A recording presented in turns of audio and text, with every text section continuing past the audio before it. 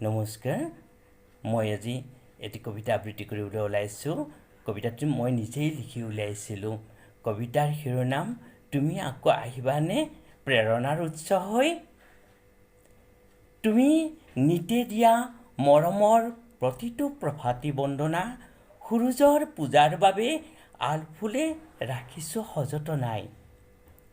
তোমাৰ গুৰু গম্ভীৰ কথাই দি যায় মোৰ প্ৰাণত চিৰ সুন্দৰৰ মন্ত্ৰৰূপেৰে, সদা জাগ্ৰত হৈ অন্তৰত অংকিত কৰে।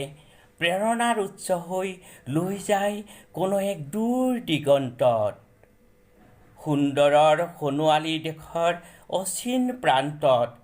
তোমাৰ বাক্যবোৰ যদিহে সঞ্চিত কৰি ৰাখোঁ ভঁৰালৰ কিতাপৰ মাজত, সময় পালে আহিবা এবাৰ চাবা পঢ়িবা, অপূৰ্ণতাখিনি তোমাৰ মত অনুযায়ী পূৰ্ণ কৰিবা। আহিবানে পাৰিবানে?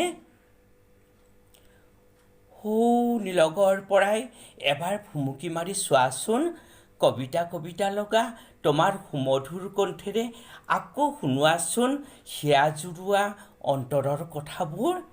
তুমি যে কৈছিলা সন্ধিয়াখনত নিতৌ আহিম বুলি, মোৰ খবৰ ল'ম বুলি। কতা মইচোন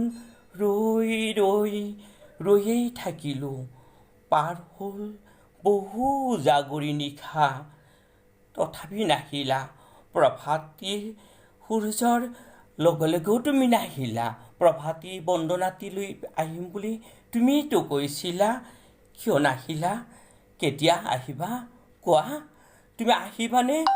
সঁচাকৈ কোৱা, তুমি আকৌ আহিবানে? নমস্কাৰ, ধন্যবাদ।